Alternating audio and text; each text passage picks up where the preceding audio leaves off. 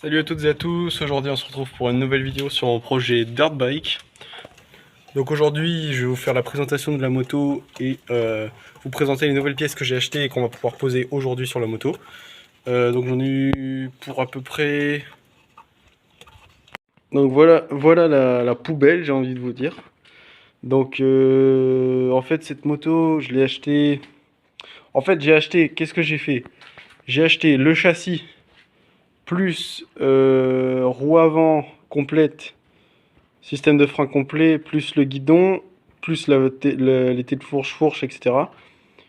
Plus les carénages qui sont pas dessus, selle et réservoir. Donc ce que j'ai dû acheter entre temps, du coup c'est roue complète arrière, guidon, tirage rapide, bon là il s'était trompé dans ma commande, mais cap d'embrayage, cap de frein. Et puis ensuite, si, là il y a les cale-pieds, là, tout le système de cale-pieds, j'avais racheté. Et qu'est-ce que j'avais pris aussi? Ah oui, il y a aussi là tout le truc de tout le frein arrière. Donc voilà. Donc aujourd'hui, je vais déballer mon colis que j'ai reçu. Donc là, il y a pour à peu près 100 balles de pièces. Donc je vais vous déballer ça tout de suite. Donc alors, déballage de ce colis. Alors dans ce colis, qu'est-ce que j'avais pris? Alors, il y a deux trucs que j'avais acheté en magasin. C'est l'huile, donc j'ai pris de la 10,50, ce qu'on m'a conseillé là-bas. Donc voilà, 1 litre. Compteur d'heure qu'il va falloir que je pose. Qu'est-ce que j'ai eu d'autre? Bon, ça c'était un peu d'huile vite fait que j'avais pris. Si, alors, ce que j'ai commandé. Filtre à air, vu que je vais la faire couleur Kawasaki, la Dirt, j'ai pris couleur verte. Bon, je pensais pas que ça serait vert anodisé. Mais voilà, donc filtre à air en 38, il me semble. Un sélecteur déporté. Parce que l'autre, en fait, venait taper. En fait, ça venait taper là-dedans.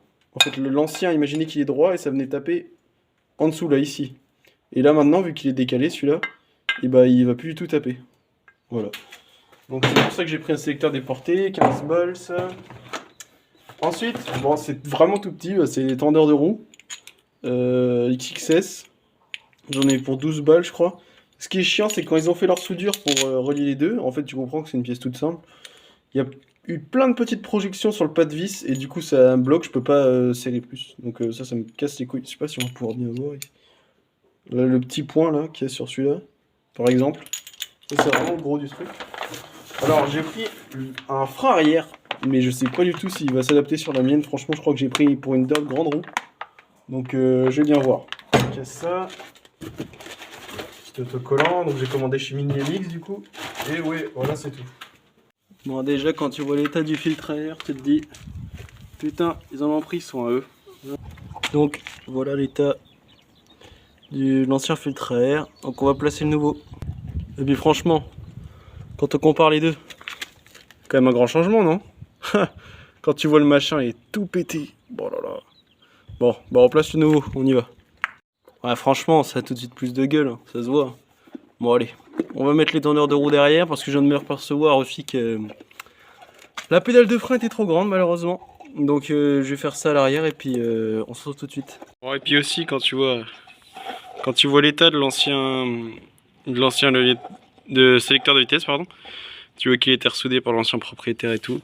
Et que là, tu mets le tout nouveau déporté, que ça tapera plus. Tu vois que ça tombe parfaitement. Et bah nickel. Bah, je vais mettre les tendeurs de roue et puis ça sera bon. Bon bah je vous reprends sur les tendeurs de roue. Donc bon moi j'ai eu un petit problème. Donc ça c'est les... En fait il m'en restait plus qu'un dessus.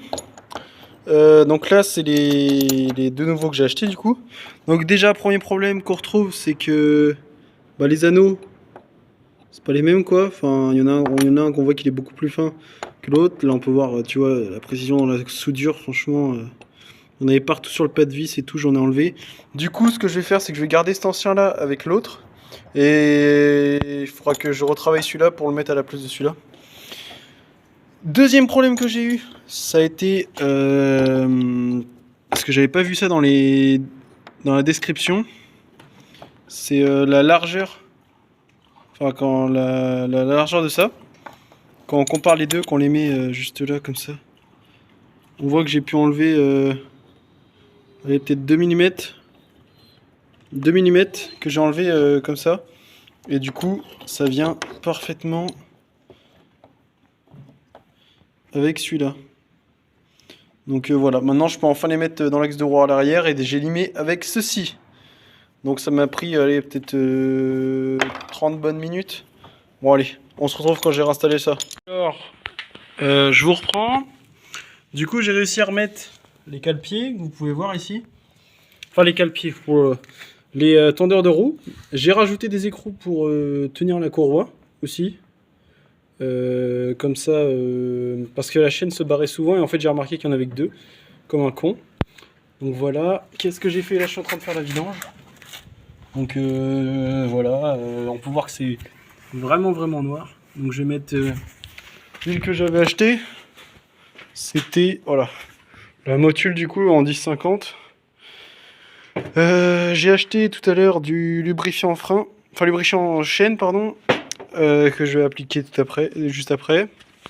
Et aussi le compteur d'heure que du coup j'ai fait tourner comme dans le mode d'emploi 6 minutes. Tout est bien branché derrière et puis je vais venir le caler juste ici. Comme ça je pourrai voir l'heure pendant que je roule ou dès que je serai arrêté. Bon, bah, je vous reprends dès que j'ai fini la vidange et qu'on pourra faire une petite session de roulage.